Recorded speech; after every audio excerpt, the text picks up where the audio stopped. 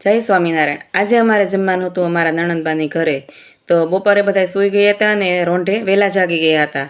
તો મને કે હાલો ચા પાણી બનાવો, તો મેં મૂકી દીધો ચા પાણી અને એના હબડકા લઈને આ બધા જો ચા પાણી પીને વયા ગયા બારા અને મારી વાહે બધા વાસણ। તો મેં વાસણ ઘસી અને આ બેન આવ્યા, કારણ કે આ બેનને લીધે જ અમારે જમવાનું હતું। એને પણ તૈયાર કરીને મોકલી દીધી બારી। ત્યાં જ ફ્રીજમાંથી દૂધે ડોકું કાઢ્યું અને કે હાલો કાલે છાશ નથી, મેળવું તો મેળવતા જાઓ। મેં કીધું હાલો હાલો, તો બસ એને મેળવી જ દઈએ એકદમ અને રેસ્ટ કરવા પણ મૂકી દઈએ। એને પણ જો આપણે ગોદડું ઓઢાડીને હુરાઈ દીધું દૂધની, એનો હવારે અને આ બધા જો નવરા થઈને હબડકા લઈને સાના મના બે ગયા હતા। અને મારું ઘર પણ મેં ક્લીન કરી નાખ્યું, કારણ કે ક્લીન કર્યા વિના જાતી નથી।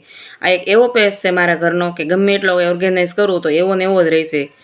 બસ પછી જો આપણે ગયા રસોડામાં ચેક કર્યું ને તો ભાઈ રસોડું બરોબર જ હતું, પણ ઓલું બટેકું હતું ને એણે મને કીધું કે હું જે અહીંયા ને અહીંયા જ પીડું છું, એનો મને મોટો ઠપકો હતો, એનું મને બહુ દુઃખ થયું। પછી મેં એ બટેકાને છે ને સાનું માનું એની જગ્યાએ છોડી દીધું, એ પણ રેસ્ટ કરવા માંડ્યું। અને પછી વારો હતો મારા પોતાનો, ઘર ટીપટોપ થઈ ગયું, પછી પોતે ટીપટોપ તો થવું જ પડે ને।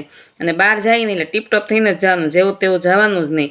તો માથું બાથું વળી લીધું અને બસ પછી પરસેવાની દુર્ગંધ ના આવે ને એના માટે આપણે અટાણે પરફ્યુમ અવેલેબલ હતું, એ પણ મેં છાંટી લીધું। અને ત્યાં જ અમે અમારા નણંદબાની ઘરે પહોંચી ગયા। અને નણંદબાની ઘરે પહોંચ્યા અને મને કે ચાલ સારું થયું વહેલી આવી ગઈ ને તે એને મારા હાટું ચૂરમું બનાવી રાખ્યું હતું, કારણ કે લાડવા બનાવવાના હતા। મને કે હું માર્કેટ જાઉં છું તો તું પણ ભાતને હું મૂકી દે। મારે તેથી વળી હારવાર સોમવાર હતો ત્યારે લાડવા ભાઈ દાંત કાઢવા માંડ્યા, એ કાંઈ નહીં સાંજે ખાય, પણ તો એમાંથી ભૂલથી ચખાઈ જ ગયો હતો। અને બેન બા કે આખા ભીંડાનું શાક બનાવવાનું છે ને આખા મરચાં છે ને બધી આખી આઈટમ જ હતી હાળી।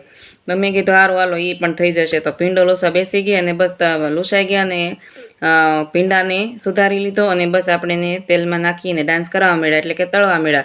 અને ભીંડો તળાઈ ગયો પછી આપણો વારો છે મરચાંનો। તો મરચાં કે મને હાલો અંદર હારું હારું ખવડાવ, મેં તો હાલ આવી જા, અને એને પણ રેડી કરી લીધા। અને પછી વારો હતો ચૂરમાનો, ઘી ને ગોળની પાઈ લેવા માટે મેં એ વસ્તુ મૂકી દીધી, આપણી પાઈ આવી ગઈ અને લાડવામાં જે ચૂરમું હતું ને એમાં એડ પણ કરી દીધી। અને જો આપણું આ જે લાડવાનું ચૂરમું છે ને એકદમ મસ્ત રીતે રેડી છે। કેવું બન્યું કેવું નહીં ખબર નથી, કારણ કે સોમવાર હતા તો એ ક્યારેક ચખાઈ જતું હતું ભૂલમાં।